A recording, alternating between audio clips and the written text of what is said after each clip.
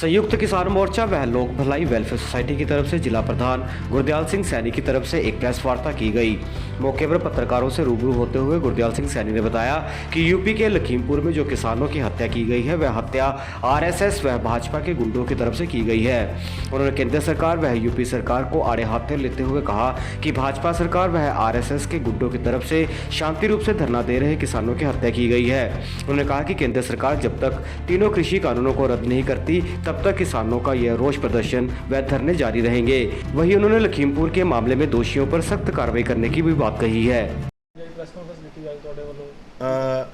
गल ये भी जिहड़ा लखीमपुर खीरी का जो घटनाक्रम होया उहदे उत्ते असीं इन्ने मतलब दुखी हिरदे दे नाल बयान नहीं कर सकते भी जो उत्थे सरकार वालों जाति की गई है किसानों के नाल। दूसरी गल ये सामने आ गई आ भी आरएसएस ते बीजेपी ने सारे गुंडे ही भर्ती किए आ जिन्हां उत्ते कतलों के और लुट खो दे और 452 वर्गे घर च दाखिल होकर लोगों को कुट्टण दे मुकदमे चलते होण वो सेंटर च मिनिस्टर होवे और ये गल कहे भी मेरा तुसी जानते नहीं। उस घटना तो 2-3 दिन पहला इलाके दसे भी तुसी मैनू जानते नहीं, जे जानते हो मेरा इतिहास तो देख लो। उहदा ही मुंडा जिन दरड़े किसान उत्थे और दरण तो अलावा गोलियां भी चलाइया। दूसरा ये कही जाते जी उत्थे तो बीजेपी दे भी मरे आ, जिहड़े ओफेंसिव हो के गए आ वो गाड़ियों कोई डिफेंसिव नहीं हो सकता, वो अपना बचाव नहीं कर सकता, नहीं तो होर पता नहीं है किन्नियां नूं मार दे।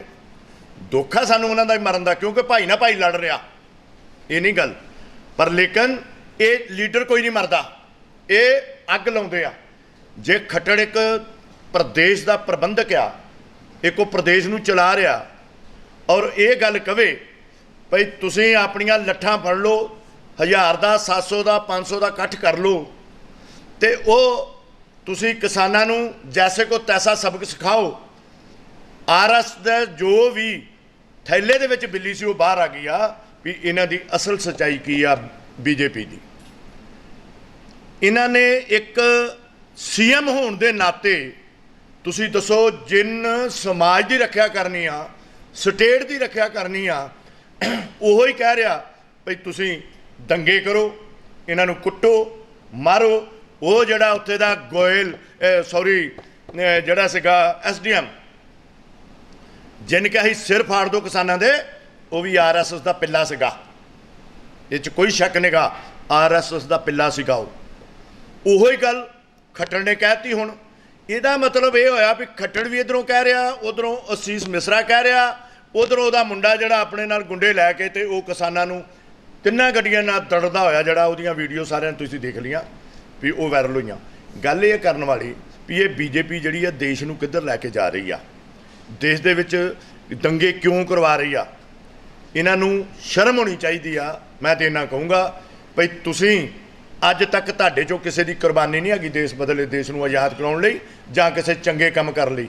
तुसीं बड़ा रौला पाया सी महंगाई दा, भाई गैस की भाव आ, पेट्रोल की भाव आ, डीजल की भाव आ, बाकी होर दालां की भाव ने, होर चीज़ां की भाव, बड़ा रौला पाया तो फिर तुसीं सत्ता दे विच आए ते राम मंदिर बनाउण करके।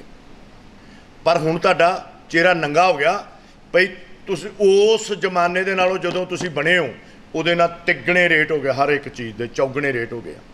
तुसीं किस पासे लैके जा रहे हो देश नूं, तुहाडी GDP किन्नी थल्ले डाउन होई आ। तुसीं एवें फड़ा मर जाओ। प्रधानमंत्री दे बाहरले देश अमेरिका दे विच इन्नी बेइज्जती अज तक किसी हिंदो भारत के किसी प्रधानमंत्री की किते बाहर बगावत नहीं हुई जिन्नी कल्ले मोदी की हुई आ। तुसीं दसो की साडे देश का स्टैंडर्ड की आ? क्यों वो लोग एक मनुखता के आधार के उत्ते अपनियां जड़ियां वो चलाउंदे आ, अपने जिहड़े सारा राज प्रथा चलाउंदे आ, पर साडे दंगे फैला के चलाउंदे आ।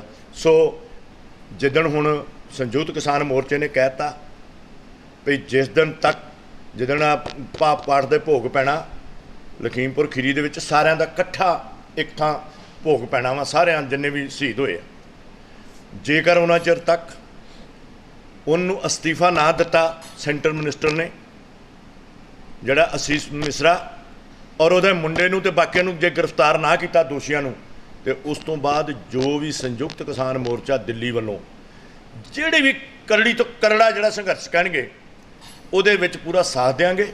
ਔਰ ਇਹਨਾਂ ਨੂੰ RSS ਵਾਲਿਆਂ ਨੂੰ ਤੇ BJP ਨੂੰ ਚੇਤਾਵਨੀ ਦਿੰਦੇ ਆ ਵੀ ਤੁਸੀਂ ਜਿਹੜੇ ਹੱਥ ਕੰਡਿਆਂ ਤੋਂ ਆ ਗਏ ਹੋ ਬਾਜ ਆ ਜਾਓ, ਦੇਸ਼ ਵਿੱਚ ਸ਼ਾਂਤੀ ਨੂੰ ਬਣੀ ਰਹਿਣ ਦਿਓ।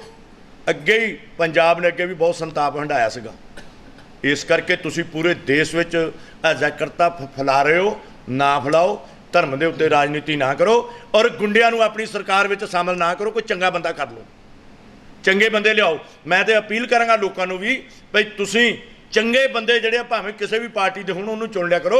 ਇਹੋ ਜਿਹੇ ਕਾਤਲਾਂ ਨੂੰ ਜਿਨ੍ਹਾਂ ਦੇ ਅੱਗੇ ਕਤਲ ਦੇ ਮੁਕੱਦਮੇ ਚੱਲਦੇ ਹੋਣ, ਲੁੱਟਾਂ ਖੋਹਾਂ ਦੇ ਮੁਕੱਦਮੇ ਚੱਲਦੇ ਹੋਣ, ਲੋਕਾਂ ਦੇ ਘਰਾਂ ਵਿੱਚ ਜਾ ਕੇ ਚੱਲਦੇ ਹੋਣ, ਇਹੋ ਜਿਹੇ ਬੰਦੇ ਚੁਣਦੇ ਹੋ। ਤੁਹਾਨੂੰ ਵੀ ਚਾਹੀਦਾ ਲੋਕਾਂ ਨੂੰ ਵੀ ਕੀ ਕਰ ਰਹੇ ਹੋ।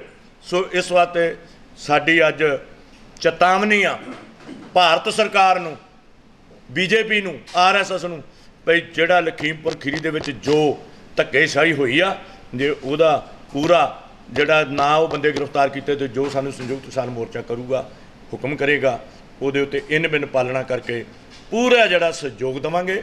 ਅੱਜ ਅਸੀਂ ਸਾਰੇ ਕਿਸਾਨ ਜਥੇਬੰਦੀਆਂ ਜਿੰਨੀਆਂ ਵੀ ਸਾਡੀਆਂ, ਮਾਰ ਲਓ ਇੱਧਰ ਨੂੰ ਜਰਾ, ਸਾਰੇ ਅਸੀਂ ਇਕੱਠੇ ਹੋਏ ਸੀ ਇਹੋ ਕਰਕੇ ਹੀ ਭਈ ਜੋ ਫੈਸਲਾ ਹੋਏਗਾ ਉਹ 'ਤੇ ਪੂਰੇ ਉਤਰਾਂਗੇ ਔਰ ਆਪਣੀ ਜਾਨ ਮਾਨ ਜੋ ਵੀ ਦੇਣਾ ਪਊਗਾ ਉਹ ਵੀ ਕੁਰਬਾਨ ਕਰਾਂਗੇ। ਸੋ ਸਾਨੂੰ ਤੁਹਾਡੇ ਚੈਨਲਾਂ ਦੇ ਸਰੋਤਿਆਂ ਦਾ ਤੁਹਾਡਾ ਵੀ ਬਹੁਤ ਧੰਨਵਾਦ। ਅਸੀਂ ਕਹਿੰਦੇ ਆ ਵੀ ਤੁਸੀਂ ਸਾਡੀ ਗੱਲ ਪਹੁੰਚਾਉਂਦੇ ਹੋ, ਪਹੁੰਚਾਉਂਦੇ ਰਹੋਗੇ। ਇਹ ਜਿਹੜੇ ਮੋਦੀ ਮੀਡੀਆ ਉਹ ਤਾਂ ਕਿਤੇ ਆਉਂਦਾ ਜਾਂਦਾ ਹੀ ਨਹੀਂ।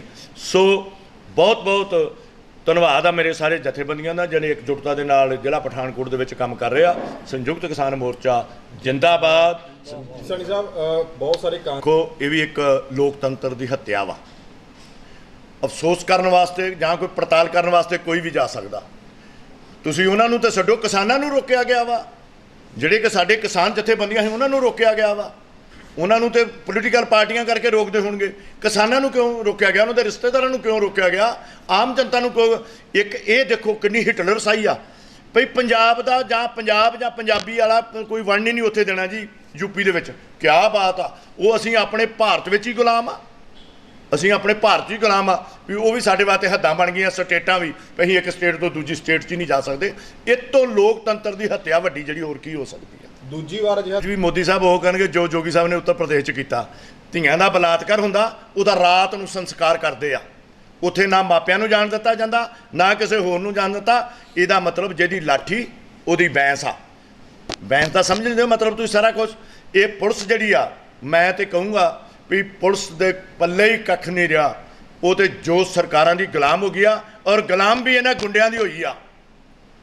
ਕਈ ਪੁਲਿਸ ਅਫਸਰ ਬੜੇ ਵਧੀਆ ਕੰਮ ਕਰਦੇ ਆ ਪਰ ਉਹਨਾਂ ਨੂੰ ਉੱਥੇ ਕੰਮ ਵੀ ਨਹੀਂ ਕਰਨ ਦਿੱਤਾ ਜਾਂਦਾ। ਪਰ ਇਹਦੇ ਤੋਂ ਸਾਫ਼ ਜ਼ਾਹਰ ਆ ਵੀ ਭਾਰਤ ਦੇ ਵਿੱਚ ਆਜ਼ਾਦੀ ਨਾਂ ਦੀ ਕੋਈ ਚੀਜ਼ ਨਹੀਂ, ਲੋਕਤੰਤਰ ਦੇ ਨਾਂ ਦੀ ਕੋਈ ਚੀਜ਼ ਨਹੀਂ। ਪੁਲਿਸ ਜਿਹੜੀ ਆ ਇੱਕ ਜਿਹਦੇ ਨਾਲ ਬਲਾਤਕਾਰ ਲੜਕੀ ਨਾਲ ਹੋਇਆ ਉਹਨੂੰ ਮਾਰ ਦਿੱਤਾ ਗਿਆ ਔਰ ਉਹਦਾ ਸੰਸਕਾਰ ਵੀ ਉਹਦੇ ਮਾਪੇ ਨਹੀਂ ਕਰ ਸਕੇ। ਤੇ ਪੁਲਿਸ ਨੇ ਰਾਤ 2-2:30 ਵਜੇ, ਇਹ ਕਿਹੜਾ ਟਾਈਮ ਹੁੰਦਾ? ਉਸ ਤਰ੍ਹਾਂ ਵੀ ਕਹਿੰਦੇ ਹਿੰਦੂ ਸ਼ਾਸਤਰਾਂ ਵਿੱਚ ਸੂਰਜ ਡੁੱਬਣ ਤੋਂ ਬਾਅਦ ਸੰਸਕਾਰ ਨਹੀਂ ਕਰਦੇ। ਕਿਉਂ ਬਈ? ਤੁਸੀਂ ਨਾ ਕਰੋ ਔਰ ਲੋਕਾਂ ਦੇ ਜਿਹੜੇ ਭਾਵੇਂ ਉਹ ਬੇਸ਼ੱਕ ਉਹ ਮੇਰੇ ਖਿਆਲ 'ਚ ਐਸੀ, ਮੈਂ ਨਹੀਂ ਕਹੂੰਗਾ ਐਸੀ ਕਿਉਂ, ਮੈਂ ਤਾਂ ਕਹੂੰਗਾ ਉਹ ਗਰੀਬ ਸੀਗੇ ਔਰ ਉਹ ਗਰੀਬਾਂ ਦਾ ਇਹ ਚੀਜ਼ ਹੋ ਰਹੀ ਹੈ ਗਰੀਬਾਂ ਨਾਲ। ਔਰ ਇਹਨਾਂ ਵਾਸਤੇ ਆਪਣਾ ਧਰਮ ਵੱਖਰਾ, ਗਰੀਬਾਂ ਵਾਸਤੇ ਵੱਖਰਾ, ਆਪਣੇ ਵਾਸਤੇ ਕਾਨੂੰਨ ਹੋਰ ਆ, ਗਰੀਬਾਂ ਵਾਸਤੇ ਕਾਨੂੰਨ ਹੋਰ ਆ। ਇਸ ਵਾਸਤੇ ਭਾਈ ਸਾਹਿਬ ਮੈਂ ਇਹ ਗੱਲ ਕਰਦਾ ਵੀ ਜਿਹੜੀ ਉੱਥੋਂ ਦੀ ਪੁਲਿਸ ਆ, ਉੱਥੋਂ ਦੀ ਕੀ ਸਾਰੇ ਭਾਰਤ ਦੀ ਲਾ ਲਓ ਹੁਣ, ਉਹ ਸਮਝ ਲਓ ਵੀ ਇਹਨਾਂ ਦੇ पॉलिटिशियनों के गुलाम हो गया।